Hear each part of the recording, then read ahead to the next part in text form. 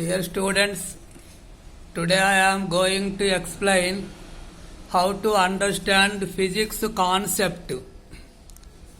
నేను ఎలా చెప్తానో మీకు ఐడియా ఇస్తున్నా.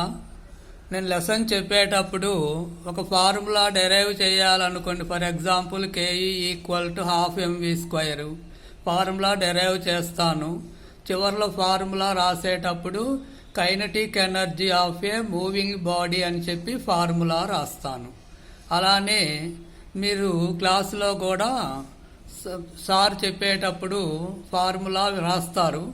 పైన కాన్సెప్ట్ అది ఎలా వచ్చిందనేది చెప్తారు. ఒక లైన్ రాస్తారు. అది టైం ఉంటే రాస్తారు, టైం లేకపోతే ఊరకే చదువుతారు. అది మీరు నోట్ చేసుకోవాలి. ఆ సెంటెన్స్ చెప్పినటువంటి సెంటెన్స్ని నోట్ చేసుకోవాలి. ఫర్ ఎగ్జాంపుల్ ఇంకొకటి చెప్తున్నాను. కాంపౌండ్ ఆస్ట్రనామికల్ టెలిస్కోప్ తీసుకుందాం.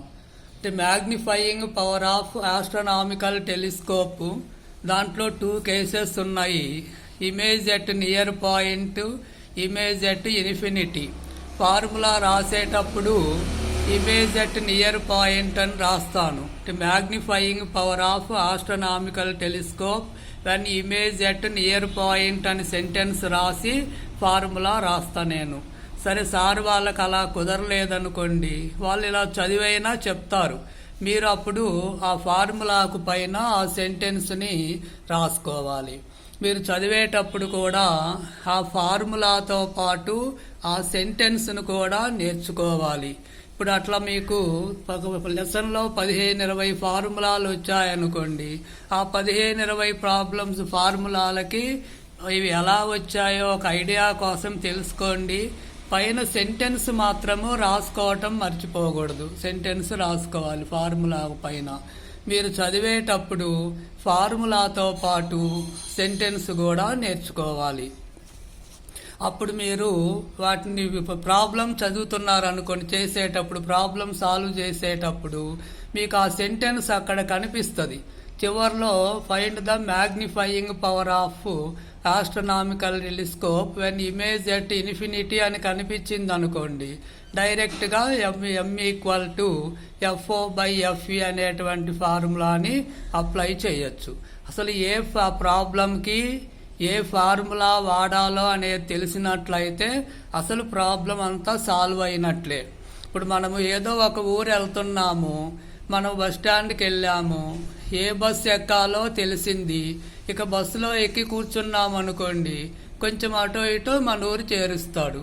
అలాగే ఇక్కడ నీకు ఫార్ములా తెలిసింది, ఏ ప్రాబ్లంకి ఏ ఫార్ములా వేయాలో తెలిసింది కాబట్టి ఇక నీకేమి ఇబ్బంది లేదు. ప్రాబ్లం కొంచెం అటో ఇటో సాల్వ్ చేస్తావు, ప్రాబ్లం వస్తుంది.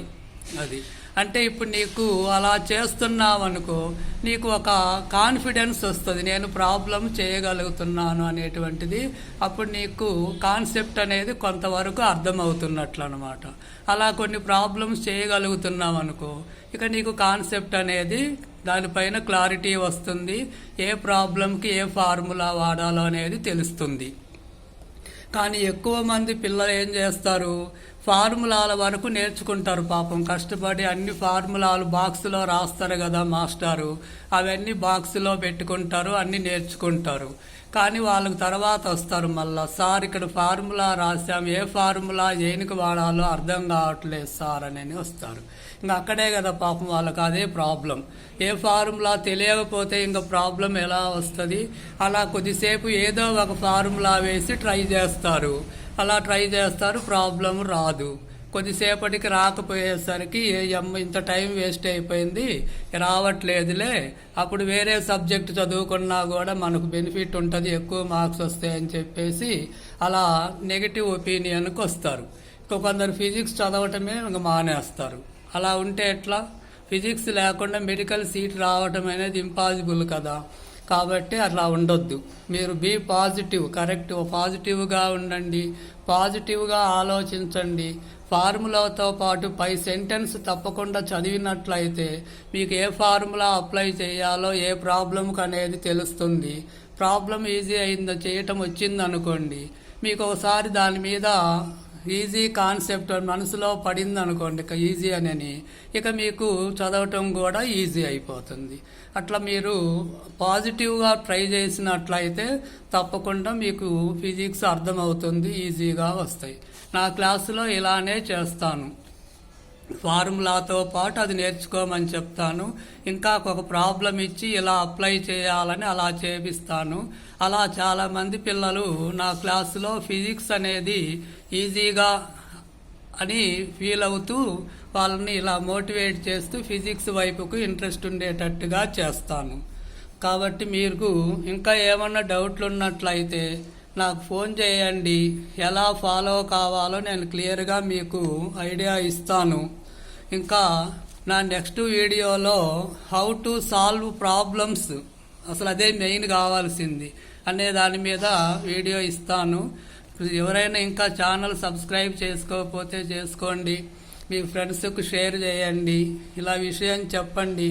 మీరు కొందరన్నా మారితే కనీసం ఒక్కొక్క క్లాసులో నుంచి ఒకరిద్దరైనా అలా మారినట్లయితే ఫిజిక్స్ మీద ఇంట్రెస్ట్ పెంచుకున్నట్లయితే చాలా ఈజీ అవుతుంది.